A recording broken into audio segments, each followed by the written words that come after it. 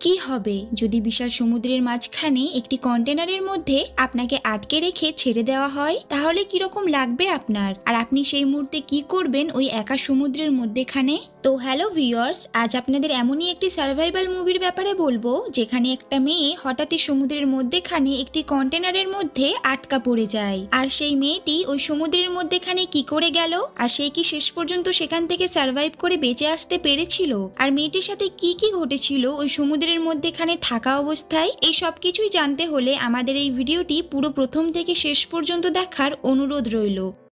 গল্পের শুরুতে আমরা এক দম্পতিকে দেখতে পাই যাদের নাম ছিল মিয়া এবং নিকো। তারা এখন এই স্পেন দেশ থেকে অন্য কোথাও পালানোর চেষ্টা করছিল, কারণ এই দেশে এখন ভয়ঙ্কর যুদ্ধ শুরু হয়েছে, যার জন্য এই দেশ এখন বসবাসের উপযুক্ত নয়। তাই একটি লোক আর্মিদের চোখে ফাঁকি দিয়ে মিয়া এবং নিকোকে একটি কন্টেনারের ভিতরে পৌঁছে দেয়, কিন্তু সেখানে থাকা একটি লোক তাদেরকে বলতে থাকে যে এই জাহাজের যাত্রাটা একটু বেশি বিপজ্জনক, তাই আমাদেরকে আরো বেশি টাকা দিতে হবে। নিকো বাধ্য হয়ে তাদের হাতে থাকা আংটিগুলো ওই লোকটাকে দিয়ে দেয়, আর তারা কন্টেনারে উঠে পড়ে। তাদের সাথে বেশ কিছু লোকও সেই কন্টেনারের ভিতরে উঠে আসে। এরপর তারা কোনো রকমে ওই রাতটা কন্টেনারের ভিতরেই কাটায়। পরের দিন সকালে আমরা দেখতে পাই মিয়া আসলে প্রেগনেন্ট ছিল, আর তারা তাদের বাচ্চাকে বাঁচানোর জন্য এত বিপদ আছে সেটা জানার সত্ত্বেও ফ্রান্সের দিকে রওনা দিয়েছিল। কিন্তু সেখানে শুধু মিয়া একা প্রেগনেন্ট ছিল না, তার সাথে আরো কিছু মহিলাও প্রেগনেন্ট ছিল এবং অনেক ছোট ছোট বাচ্চাও ছিল।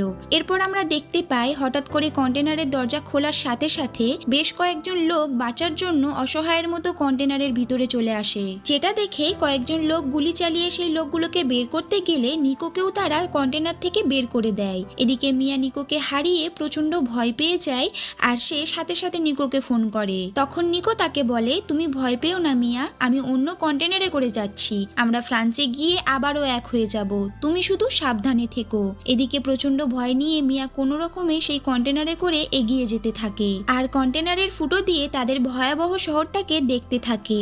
যাই হোক, যুদ্ধ বিধ্বস্ত এলাকা পেরিয়ে তারা যখন জাহাজের দিকে যাচ্ছিল, ঠিক তখনই সেখানে একদল আর্মি চলে আসে কন্টেনারটা চেক করার জন্য। গাড়ির ড্রাইভার আর্মিদের বোঝানোর চেষ্টা করে, কিন্তু তারা তার কোনো কথাই শোনে না। আর কন্টেনারটা খুলে দেখে তার ভিতরে সামান্য কিছু জিনিস ছাড়া তেমন কিছুই ছিল না। আসলে ততক্ষণে সবাই কন্টেনারের পিছনে গিয়ে লুকিয়ে পড়ে, কিন্তু সেই আর্মির অফিসাররা বুঝে যায় যে লোকগুলো পিছনে লুকিয়ে আছে। এরপর আর্মি অফিসার তাদের সবাইকে বলে, তোমরা সবাই এখনই বাইরে বেরিয়ে এসো, নয়তো আমরা শুট করব।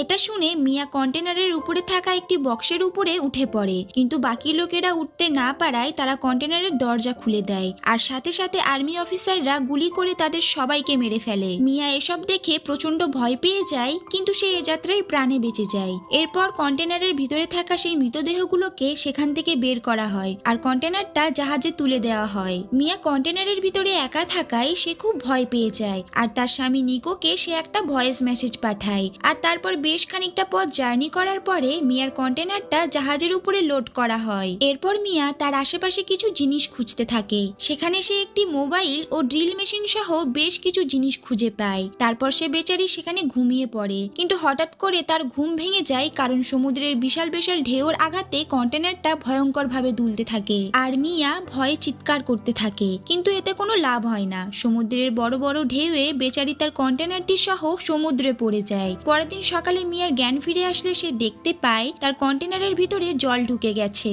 মিয়া এখন কন্টেনারের বেশ কিছু ফুটো দিয়ে দেখে বুঝতে পারে যে সে এখানে বেশ কয়েকটা কন্টেনারের সাথে সমুদ্রের মাঝে ভেসে চলেছে। মিয়া সাথে সাথে নিকোকে ফোন করতে যায়, কিন্তু বেচারির কপাল এতটাই খারাপ যে সে দেখে তার ফোনটাও নষ্ট হয়ে গেছে। এরপর তার আশেপাশে থাকা বেশ কিছু ব্যাগ খুলে সে সেখান থেকে একটি মোবাইল খুঁজে পায়, কিন্তু সেটা লক থাকার জন্য সে নিকোকে কলও করতে পারে না। এরপর সে আস্তে আস্তে কন্টেনারের ভিতরে থাকা বক্সগুলো খুলে দেখতে পায় সেখানে কিছু এলইডি টিভি এবং প্লাস্টিকের ছোট ছোট বক্স ছাড়া আর কিছুই নেই। এরপর মিয়া তার পাশে থাকা একটি কন্টেনারের ভিতর থেকে চিৎকারের শব্দ শুনতে পায়, আর সে ফুটো দিয়ে দেখতে পায় কন্টেনার সহ তার ভিতরে থাকা লোকগুলো আস্তে আস্তে সেই বিশাল সমুদ্রের মাঝে ডুবে যাচ্ছে। মিয়া ভাবে এই কন্টেনারের মধ্যে হয়তো তার স্বামীও আছে, তাই সে ভয়ে চিৎকার চিৎকার করে কান্নাকাটি করতে থাকে। বেচারি মিয়া এই সবকিছু মেনে নিতে পারছিল না, আর এই বিশাল সমুদ্রের মাঝে একা কন্টেনারের মধ্যে বন্ধ থাকায় সে সুইসাইডও করতে যাচ্ছিল। কিন্তু ঠিক তখনই মিয়া ফিল করে যে তার পেটের ভিতরে থাকা বাচ্চাটা নড়ছে। তাই সে ভাবে নিজের জন্য না হলেও সে তার বাচ্চার জন্য শেষ পর্যন্ত বেঁচে থাকার লড়াই করবে। তাই কোনো রকমে সেদিন রাত কাটিয়ে পরের দিন সকালে মিয়া কন্টেনারের ভিতরে থাকা বড় বড় বক্সগুলো একটার উপর একটা চাপিয়ে তার ভিতরে সেই প্লাস্টিকের বক্সগুলো বের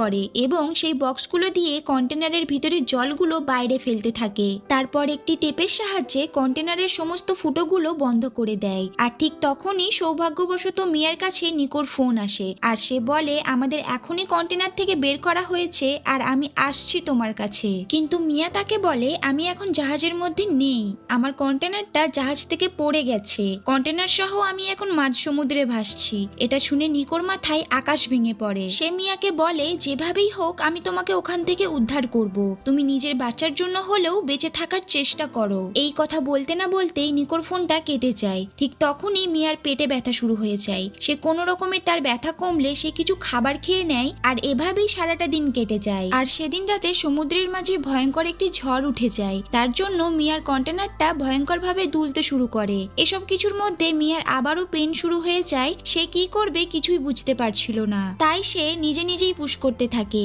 আর এই ভয়ঙ্কর ঝড়ের মধ্যে প্রচন্ড কষ্ট সহ্য করে মিয়া তার বাচ্চাটাকে পৃথিবীতে আনতে সফল হয়। এর কিছুক্ষণ পর ঝড় থেমে গেলে মিয়া তার বাচ্চাটিকে কোলে নিয়ে বসে থাকে, আর তার পেট থেকে বের হওয়া সেই নাড়িটা সে যত্ন করে একটি বক্সে রেখে দেয়। কিন্তু তার বাচ্চাটা চিৎকার করে কাঁদতে থাকে। মিয়া তাকে দুধ খাইয়ে কোনো রকমে চুপ করাতে থাকে, কিন্তু বাচ্চাটা কোনোভাবেই থামছিল না। এরপর সকাল হয়ে যায় আর আমরা দেখতে পাই মিয়া ড্রিল মেশিন দিয়ে কন্টেনারের উপরটা কাটার চেষ্টা করছে। আর এভাবেই সারাটা দিন কেটে যায়। এখন মিয়ার প্রচন্ড খিদে পেয়ে যায়, তাই সে সামান্য কিছু খাবার খেয়ে সেই রাতটা কোনো রকমে কাটিয়ে নেয়। পরের দিন সকাল হলে মিয়া আবারও কন্টেনারের ছাদটা কাটার চেষ্টা করে। তার কন্টেনারটা কাটা যখন প্রায় শেষের দিকে, ঠিক তখনই তার ড্রিল মেশিনের চার্জ শেষ হয়ে যায়। শেষ মুহূর্তে বেচারি মিয়া প্রচন্ড হতাশ হয়ে পড়ে। এরপর সে কি করবে কিছুই বুঝতে পারছিল না। তখন সে তার স্বামীকে ফোন করতে থাকে, কিন্তু তার কপাল এতটাই খারাপ ছিল যে সে তার ফোনটা কোনোভাবেই অন করতে পারছিল না। তাই সে এক প্রকার রেগেই তার চারপাশের জিনিসগুলো ছুঁড়ে ফেলতে থাকে। আর তখনই সে সেখানে একটি ছোট ছুরি খুঁজে পায়, আর সেটা দিয়েই মিয়া আস্তে আস্তে কন্টেনারের উপরটা আবারও কাটার চেষ্টা করে। ঠিক তখনই তার বাচ্চাটা কান্না করে ওঠে।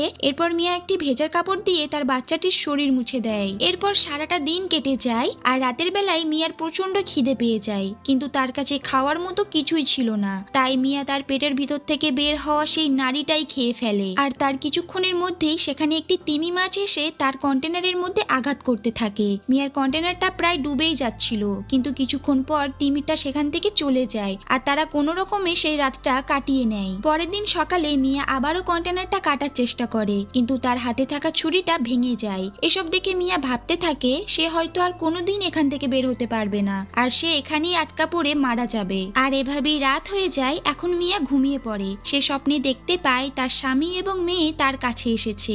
আসলে মিয়ার একটা ছোট মেয়ে ছিল, কিন্তু সে যুদ্ধের সময় আর্মিদের হাতে মারা যায়। পরের দিন সকালে বৃষ্টি শুরু হয়ে যায়, আর এই বৃষ্টি দেখে মিয়া একটু স্বস্তি পায়। সে বৃষ্টির জল পান করতে থাকে, আর কিছু ছোট ছোট বক্সের মধ্যে বৃষ্টির জলগুলোকে স্টোর করে রাখতে থাকে। এখন বৃষ্টি থামলে সে একটি দড়ির সাহায্যে সেই কন্টেনারের ছাদের বাকি অংশটা ভেঙে ফেলে, আর ফাইনালি সে কন্টেনারের উপরে আসতে সক্ষম হয়। উপরে এসে মিয়া দেখে সে কিভাবে এই বিশাল সমুদ্রের মাঝে একা একা ভেসে চলেছে। তার আশেপাশে কোনো জনমানবের নিশানাও ছিল না। এরপর মিয়া তার বাচ্চাটিকে উপরে নিয়ে আসে, আর তার নোংরা জামা কাপড়গুলো জলে ফেলে দিতে থাকে। তখন সে দেখতে পায় কয়েকটা মাছ এসে তার ওই নোংরা জামা কাপড়গুলো খাওয়ার চেষ্টা করছে। এটা দেখে মিয়া মাছগুলোকে ধরতে যায়, কিন্তু সে কোনোভাবে একটি মাছও ধরতে পারে না। এখন মিয়া হতাশ হয়ে কন্টেনারের উপরে শুয়েছিল। ঠিক তখনই সেখান দিয়ে একটি প্লেন উড়ে যায়। এটা দেখে মিয়া সাথে সাথে কন্টেনারের ভিতরে চলে আসে, এবং সেখান থেকে টিভি ভেঙে একটি কাচের টুকরো নিয়ে উপরে আসতে গেলে কন্টেনারের ধারালো অংশ দিয়ে তার পা কেটে যায়। আর দুর্ভাগ্যবশত প্লেনটি মিয়াকে দেখতে পায় না। বেচারি মিয়া এখন তার পায়ে রক্তক্ষরণ বন্ধ করার জন্য সেই টিভিগুলো ভেঙে সেই সার্কিট থেকে সূচালো তারগুলো দিয়ে নিজেই নিজের পা সেলাই করতে থাকে। এত কষ্ট সহ্য করেও মিয়া থামে না। সে তার ছোট্ট বাচ্চাটিকে নিয়ে একটি জাল বানানো শুরু করে, আর ফাইনালি মিয়া সেই জাল দিয়ে একটি মাছ ধরে ফেলে। ক্ষুধার জ্বালায় মিয়া ওই কাঁচা মাছটাই খেয়ে নেয়। এরপর সে কাগজের মধ্যে হেল্প লিখে সেই ছোট ছোট বক্সের ভিতরে সেই কাগজগুলো রেখে সমুদ্রের জলে ভাসিয়ে দেয়। এদিকে কন্টেনারটা কন্টেনারটা ধীরে ধীরে জলের নিচে তলিয়ে যেতে থাকে। আর এভাবেই সারাটা দিন কাটিয়ে রাতের বেলা মিয়া তার কাছে থাকা তার স্বামী ও মেয়ের ছবিগুলো দেখিয়ে তার বাচ্চার সাথে গল্প করতে থাকে। আর গল্প করতে করতে সে তার বাচ্চার নাম রেখে দেয় নোয়া। এখন সে কোনো রকমে কিছু মদের বোতল দিয়ে আগুন জ্বালিয়ে রাতের বেলা ঘুমানোর চেষ্টা করে, কিন্তু তখনই মিয়ার কাছে তার স্বামী নিকোর ফোন আসে। এটা দেখে মিয়া খুব খুশি হয় ঠিকই, কিন্তু নিকো তাকে বলে, আমি কোনো রকমে ফ্রান্স পর্যন্ত পৌঁছে গিয়েছিলাম, কিন্তু কন্টেনারে চেকিং এর সময় ফ্রান্সের আর্মিরা গুলি চালাতে শুরু করে, আর সেই সময় একটি গুলি আমার গায়ে লেগে যায়। তার সাথে সে আরো বলে, আমি হয়তো আর বেশিক্ষণ বাঁচবো না। নিকো মিয়ার কাছে ক্ষমা চাইতে থাকে। সে বলে, সরি মিয়া, আমি তোমাকে আর তোমার ভিতরে থাকা আমাদের বাচ্চাকে বাঁচাতে পারলাম না। তখন মিয়া তাকে জানায় যে তাদের একটা মেয়ে হয়েছে। মৃত্যুর আগে নিকো মিয়ার কাছে আবারও ক্ষমা চেয়ে নেয় এবং শেষবারের মতো তার সন্তানের মুখে সামান্য একটু শব্দ শুনতে পায়। আর এখানেই তাদের শেষ কথা হয়। এখন মিয়া আরো বেশি ভেঙে পড়ে, কিন্তু সে ভাবতে থাকে তার বাচ্চাকে যেভাবেই হোক সে বাঁচানোর চেষ্টা করবে। পরের দিন সকালে মিয়া নিজের মনকে শক্ত করে নিজের বাচ্চাকে বাঁচানোর কাজে লেগে পড়ে। সে তার বাচ্চাকে দোলনার মতো একটা জায়গাতে রেখে দেয় আর মিয়া কন্টেনারের উপরে শুয়ে থাকে। তখনই মিয়া সেখানে একটি পাখিকে উঠতে দেখতে পায়, যেটা দেখে মিয়া বুঝতে পারে যে এখানে পাখি উঠছে মানে আশেপাশে হয়তো কোনো বাসস্থান রয়েছে। এসব ভাবতে ভাবতে আবারও রাত হয়ে যায় আর সে দেখে কন্টেনারের ভিতরে দ্রুত গতিতে জল ঢুকছে। তাই সে ভিতরে গিয়ে কন্টেনারের ফুটোগুলো বন্ধ করার চেষ্টা করে, কিন্তু তাতে কোনো লাভ হয় না। উল্টে তার পা বিভিন্ন দড়িতে আটকে যেতে থাকে। এদিকে কন্টেনারটা দ্রুত গতিতে ডুবতে থাকে। মিয়া তৎক্ষণাৎ তার হাতে থাকা ছুরিটা দিয়ে নিজের পায়ে জড়িয়ে যাওয়া দড়িগুলো কেটে নিজেকে মুক্ত করে সমুদ্রের জলে ভেসে ওঠে, কিন্তু সে তার চারপাশে তার সন্তানকে কোথাও খুঁজে পাচ্ছিল না। মিয়া এখন চিৎকার করে তার বাচ্চাকে ডাকতে থাকে। ঠিক তখনই বাচ্চাটা কেঁদে ওঠে আর সৌভাগ্যবশত মিয়া তার মেয়েকে খুঁজে পায়। সে তার বাচ্চাকে বাঁচানোর জন্যই প্লাস্টিকের বক্সগুলো দিয়ে একটি ভেলার মতো তৈরি করেছিল, যাতে তার মেয়ে নোয়া ভেসে থাকতে পারে। এখন মিয়াও সেই ভেলাটি ধরে তার বাচ্চার সাথে নিজেকে জলের মধ্যে ভাসিয়ে রাখার চেষ্টা করতে থাকে। আর এসব করতে করতে অনেকটা সময় পার হয়ে যায়। এদিকে ক্লান্ত মিয়া তার জ্ঞান হারায়। পরের দিন সকালে সমুদ্রের মাঝে আমরা একটি ছোট বোট দেখতে পাই। আসলে তারা মাছ ধরার জন্য সমুদ্রে এসেছে। আর সেখানে থাকা একটি মেয়ে দূরে কয়েকটা পাখি উঠতে দেখে বোটটাকে সেই পাখিগুলোর কাছে নিয়ে যায়। সেখানে গিয়ে তারা মিয়ার মেয়েকে একা একা ভাসতে দেখতে পায়। তারা সাথে সাথে নোয়াকে তাদের বোটে তুলে নেয়, কিন্তু তারা কিছুতেই বুঝতে পারছিল না যে সমুদ্রের মাঝে এই বাচ্চাটা এলো কিভাবে। কিন্তু এসব কিছু ভাবতে ভাবতে তারা লক্ষ্য করে ওই ভেলার সাথে একটি দড়ি লাগানো আছে। মেয়েটি দড়িটা আস্তে আস্তে টানতে থাকে আর তারা দেখে আসলে মিয়া তার হাতের সাথে একটি দড়ি ওই ভেলাতে আটকে দিয়েছিল। তারা তাড়াতাড়ি করে মিয়াকে জল থেকে উপরে তুলে বাঁচানোর চেষ্টা করতে থাকে। আর ফাইনালি মিয়ার জ্ঞান ফিরে আসে। আর বোর্ডে থাকা লোকগুলো মিয়াকে বলে, তুমি কোনো চিন্তা করো না, এখন তুমি আর তোমার বাচ্চা নিরাপদ আছো। কিন্তু বেচারি মিয়া তার সবকিছুই হারিয়ে আবারও যে নতুন একটা জীবন ফিরে পাবে সেটা সে ভাবতেই পারছিল না। তো যাই হোক, এখন মিয়া তার বাচ্চাটিকে নিয়ে নিরাপদ একটি জায়গাতে চলে যায়। আর মুভিটা এখানেই শেষ হয়ে যায়। মুভিটি দেখে কেমন লাগলো অবশ্যই আপনারা কমেন্ট করে জানাবেন। ভিডিওটি ভালো লেগে থাকলে একটি লাইক করে চ্যানেলটিকে সাবস্ক্রাইব করবেন, যাতে এরকম আরো সুন্দর সুন্দর এক্সপ্লেনেশন ভিডিও নিয়ে আপনাদের সামনে আসতে পারি।